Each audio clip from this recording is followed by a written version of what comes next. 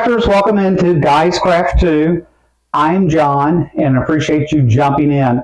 One of the things we've talked about is we're going to slow our roll on shopping sprees and try to just work through some of the fabrics and things that we already have in-house and just quit spending money. Problem is, we live really close to 6 different quilting stores, and one of our quilting stores is called 35th Avenue Sew and Back. They actually have what they call a black bag on the third weekend of every month. And they always have some really cool, great deals for us.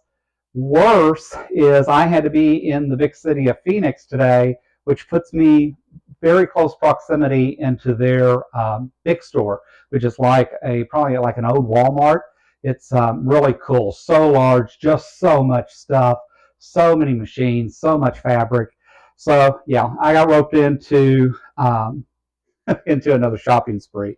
That said, I have been dying to get this fox die from AccuQuilt. Love AccuQuilt, love a lot of things about the AccuQuilt. This die just really means a lot to me and my family. We had a business years ago called Foxgrove, and this fox actually really mimics the logo that we had for the business back in the day. So been wanting to really pick this up just because I want to make some family Christmas gifts around this fox. And so it's already mid-July, so if I don't start knocking some of that out fairly soon, I'm going to be really pressed later in the year come the holidays. So pick this up. One of the reasons I picked it up on Black Friday, we consider that a notion, which is amazing that our store does that for us. So when you get a notion, you get one notion at 40% off. So that's just too good to pass up this week. So that's one of the things that I picked up. And then, of course, they had fabric on sale. So they had discounted fabric around the holidays. So they had some Christmas fabric on special. They had Halloween fabric on special, which definitely I needed. And then they had some other things. And we have a clearance section. And on the Black Bag weekend, they always run the clearance section an additional $2 off. So this fabric, just as an example, we're big into mid-century modern. I've talked about that before. These blues, these oranges, this yellow, I mean, these are just amazing mid-century colors for me. We can do so much with that. And so yeah, bought a couple of yards of that because it was Black Bag weekend. This was an extra $2 off a yard. So I got this for $6 a yard. So it's just like, it's almost like it just jumps in the cart by itself, and that it's just made for us. So this is called After the Rain, is the name of this fabric. I have no idea what I'm going to do with it, other than the fact that I knew I just had to have it. So I did. Just got it, bought a couple of yards of it. We'll figure out a project at some point in time, and until then, we'll just fold it up in our little carriers, and we'll find a new home for it on our shelf. But again, it was just such a great bargain, and they just take such good care of me. It's just hard not to support that local business, especially when they have weekends like this. Next big weekend is they do Christmas in July. I think it's the last weekend of the month, so sure I'll be back down there to spend more money. Additionally, I found this lighthouse fabric, very patriotic. It's all in the reds and the blues. Curtis's mom is really hung up on beach scenes and likes lighthouses and that. She's made it clear she doesn't need a quilt. She already has enough blankets, as she says. So she's not looking for a quilt, but I grabbed some of this for Curtis, and I'm sure at some point we'll figure out a few placemats for her, oven mitts. Not sure what we'll do with it, but I grabbed a yard and a half of it because it's one of the first nautical that I've really seen for a while. And again, you know, like I've said before, we're so new to this. We're still building our own stash in that, and you know, at the end of the day, it's just takes time. I am a big floral person, as Curtis will tell you, and I loved this blue with this limey yellow and the pinks in that. It was just too hard not to. At $6 a yard, it was just something I had to have. So yes, I'm one of those people that you get behind waiting for the cutting table, because it's like, did this guy just buy a little bit of everything in the store? And yep, that's me. So sorry if you're one of those fabric buyers that end up behind me sometimes going, wow, what's this guy going to do with all this fabric? That still remains to be seen, but at the same time, I've got some pretty nice fabrics to work with. So the colors in here just really kind of popped to me. I'm not interested in doing anything summer, spring right now. So like I said, we're already on Halloween and Christmas. So with that said, this will end up on the shelf somewhere. But for now, it goes in a pile over here because Curtis had to work today. I didn't, and so I spent money, and he's going to want to see what I spent money on when he gets home. Another Halloween pattern. This is really cute. Probably hard to see, but it actually has bats with the word Halloween in it. And then on each bat wing is a skull and crossbone. So I love the orange pattern in this. So it's not a solid orange. So it's different shades of orange as far as the background, then with the black bats all over it. What really makes it cute is that it is a glow-in-the-dark fabric, so that just makes it even better. We made a couple of Halloween quilts last year, lap quilts for the grandkids. They loved them, and one of the things they loved most about them was the fact that we did glow-in-the-dark fabric. So I kind of like that. So anyways, picked this up today as well.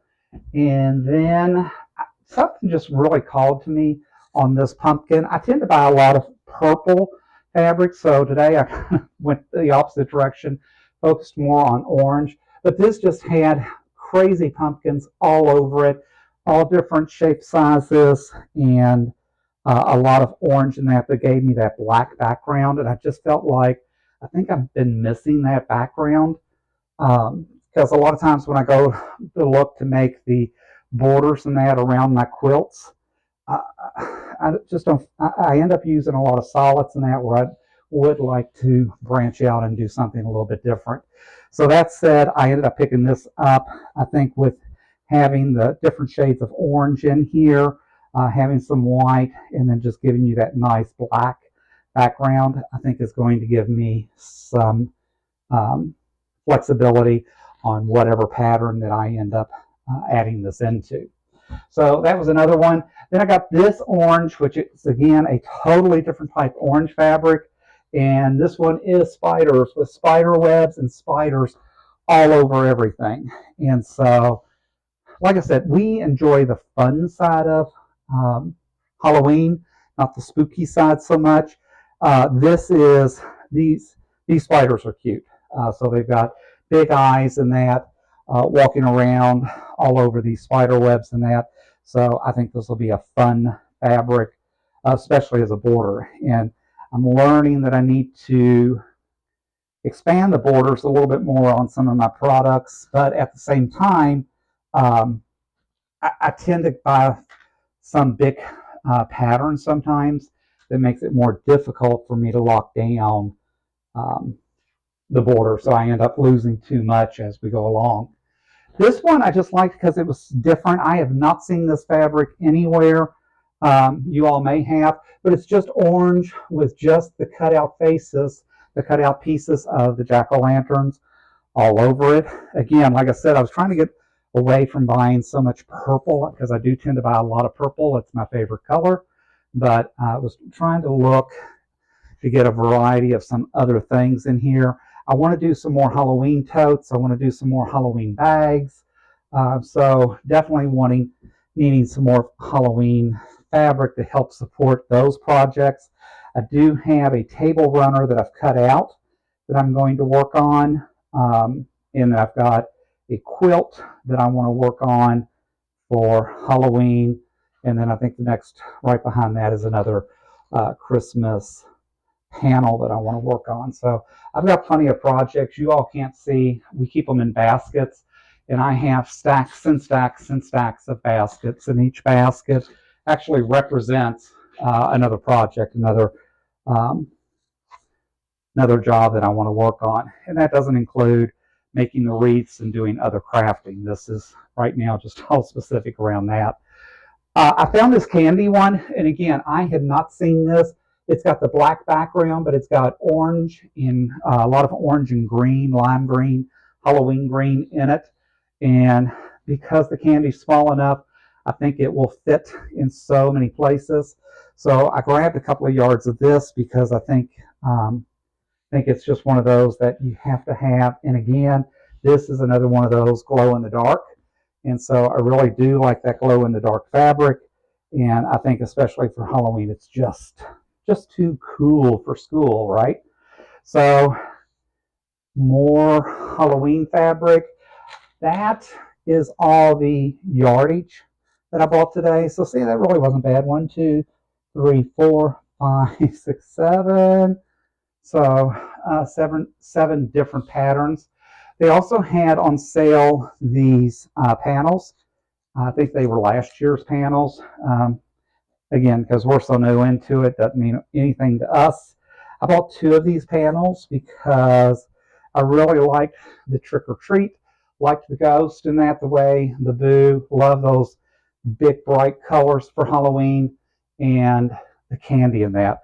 So I bought 2 panels to do for that. We will probably end up having one of these in our house. The other one may end up on Etsy somewhere. But again, just a couple of really cute panels with some great fabric to build these out, however we decide to do that. So again, I picked up more panels. When I swore off, I wouldn't buy any more panels.